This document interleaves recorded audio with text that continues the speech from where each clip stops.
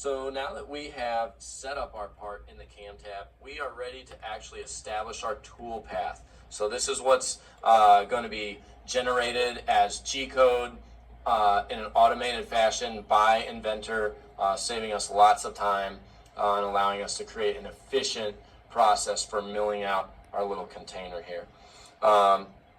So having finished our setup, what we're going to do is select what kind of tool path we want.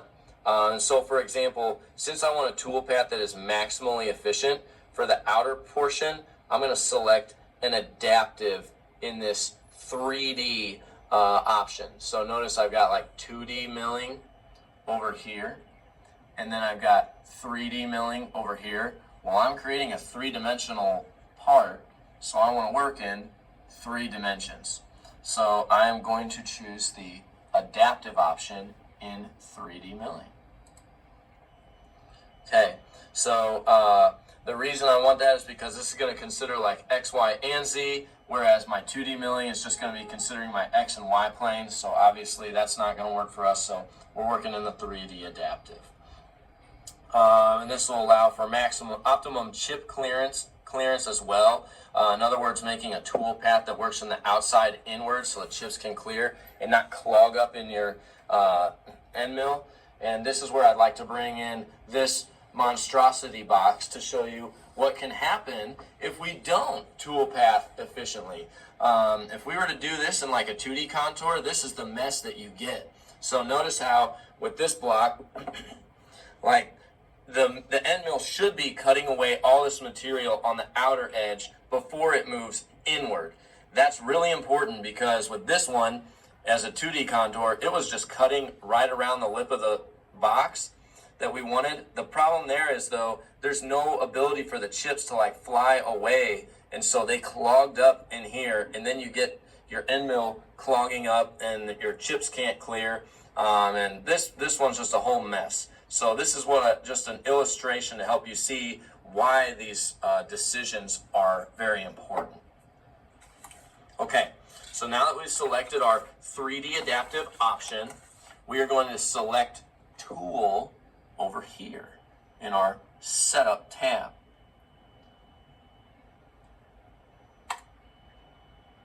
All right, so I have selected Tool. I am going to come over here. I've got this little pop-up box that comes up. I need to click Inch Aluminum within the Sample Libraries section here. So when I find Sample Libraries, notice that I've got options like am I working with bronze, brass, aluminum. All right, I'm going to select aluminum even though I am working with a wax block because aluminum is a soft material, and our protocol for milling aluminum will be more similar to something like wax than it would be for something like steel, let's say. When we select our tool, we're also selecting presets that come with it. So we don't just want to like carelessly select what we're grabbing in here. So that's why I'm selecting Inch Aluminum. So then that allows me to come up here, and I know that I am working with a 1/4 inch end mill. I've already measured this with my dial calipers. So I'm going to search up a 1/4 inch end mill. And I know that I'm going to be working with a flat end mill. So this is me just trying to make sure that my simulation that I'm creating in here matches with reality what I'm working with. Okay, so I'm selecting that, and I'm going to go back to the tool, I guess I'm going to hit select here first. Okay, now that I've selected my tool, notice, boop, it pops up there. But I need to like edit this tool to make sure that it actually looks like what I've got here. Because if it doesn't, I risk setting up a program that's going to crash, which is, again, another problem that happened here. So not only did this have problems with chip clearance, it also was programmed in such a way that it was not accounting for the tool's real life size. And so the machine came down and was like actually rubbing this part, the collet, against the top of this plastic and was like destroying the box as it was milling it out. So again, an illustration of why this matters. So I am going to go back to my tool tab over here, and I am going to go back to the tool that I just selected, my 1/4 inch flat end mill, and I am going to right click it and say I need to edit this thing. Right, and that's going to pull all this up. So I can then go over here and say, well, it's the cutting tool that I need to amend here to show you what this looks like. And then I'm going to change the dimensions in here so that they match what I have here. So now that I have selected my cutter, I just need to adjust my flute length.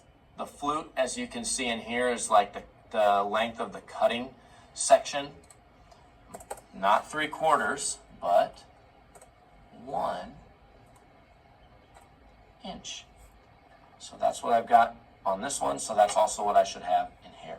So I'm going to say 1 inch, and I'm also just going to say, hey, well, and notice it's like pulling up numbers in orange down here because it's saying, hey, it's mathematically impossible for you to have a flute length of 1 when the body length is 0.85.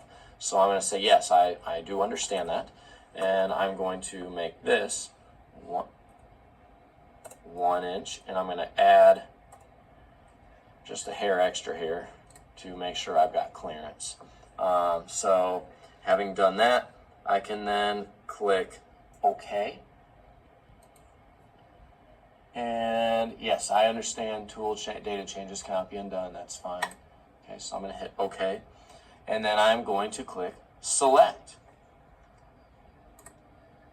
All right, so you can even tell already that it has amended the way that this end mill looks in here. So then I can go over here and look at my spindle speed, my cutting feed rate. These are things that we should know how to calculate ourselves. Autodesk Inventor actually is really cool in that it can calculate these things for you. So I'm going to show you 2 different ways to do this. But ultimately, like, it's going to get you to the same point. So I've already calculated my spindle speed and feed rate using my spindle speed and feed rate formulas. And so I can see that for spindle speed, when cutting wax with a 1/4 inch end mill, I should be at 6,112 RPMs. And I know that for my cutting feed rate, since this end mill actually has 3 teeth, I'm going to get us some 2-tooth end mills, but for this example, I'm going to be working with this 3-tooth end mill. So I've got a 3-tooth end mill. My spindle speed is 6,112, and my chip load card shows that I need to multiply those 2 values by 0.006. So the result of that is 110. So I can do it that way, or you can actually just allow this thing to calculate for you. Like here, I'll change all my values around, and you'll see it make adjustments for me. So just plug in some random numbers there. And it can do that just by understanding what the surface feed is here. So this is just going back to our standard values, where for like aluminum, we'd have 200. If we're cutting steel, we'd be at 100. So I can just go in here and say, okay, my surface feed is going to be 400 since I'm cutting wax. And notice that it is now going to give me values much like what I had calculated myself. So from this point, I am then going to go into my geometry icon up here, and I can set boundaries on what sections of the part I want to cut. But for this part, that's really not necessary. So I'm going to be able to go to this rest machining section of my geometry tab here and select from previous operations. Okay, and the reason I'm going to select from previous operations is so that the toolpath will know not to go back and cut any area that it has already cut in order to improve our toolpath efficiency. So just like in agriculture these days, you see farmers using GPS as they spray fields to make sure that they're not like wasting chemical or wasting time spraying sections of a field that they've already sprayed. This is going to make sure that it keeps track of where our tool has already gone, and it's going to say, hey, we already cut this area. You didn't need to go over that again. So I'm going to say from previous operations. And then I am going to go to the heights icon up here. All right, and so you can just see here, it's showing the various depths to which our end mill can go. Like this is what it's showing us the bottom of our part, but as you know, like this is a 3-axis mill. It can only go down like this. It can't like turn its spindle and come over here and mill the bottom. So we're going to have to change some things in here as well, or else we're going to cause our part to crash. So let me explain to you how we're going to make those adjustments. So just showing you this from a couple different angles based on how you might see it. All right, so let's change our heights. So first I'm going to click the face of the part that I want to cut down to. This is going to cause the program to adjust that bottom height to my selection rather than the model bottom. This ensures that it won't try to cut too deep and crash. So I'm just going to change my view here a little bit so I can more easily select this face. And notice how it just moved my bottom up to here. So this is the lowest I'm going to cut in this operation now. So I am not going to go over here and click OK yet. Not doing that yet because I've got just a little bit more to do. We're getting really close to being finished with our toolpath setup here. So first I am going to click the passes icon up here. So I'm going to click my passes icon so I can define how aggressively I want my end mill to move laterally, because this end mill is essentially going to come all the way down here and it's going to mill around the edge of this block like that. So rather than going in like teeny tiny little bites, you know, it's going to be able to go down here and like cut this whole thing away. So we need to make sure we're doing that in like a measured manner so it's not just aggressively trying to bite out a whole huge chunk of material all at once. So we are going to go over here to our optimal load box under our passes tab. And we are going to use our default for aluminum. That's what we were using when we selected our tool. We'll use that here as well. Again, cutting a soft material, so that'll carry over well. So I'm going to say 0.04 inches. Now that we got that typed in, we need to then account for our maximum roughing step down. So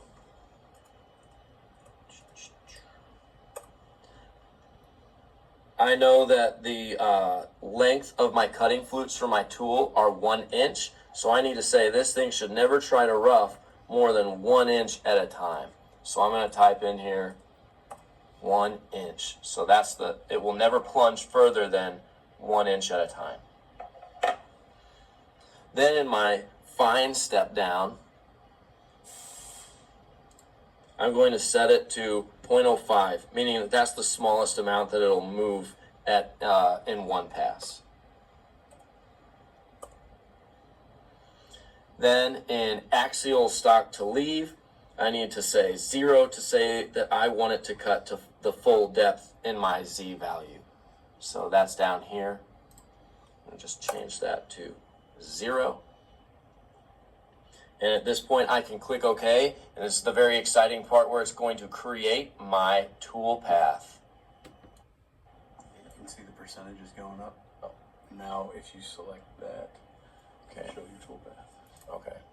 And so now that it has like generated everything, I can select this and see that is what my tool path is going to look like. So you can see that it's planning on going in here, going down. It's planning on cutting around this edge. It's going to this depth, cutting around here. So we have now generated a tool path.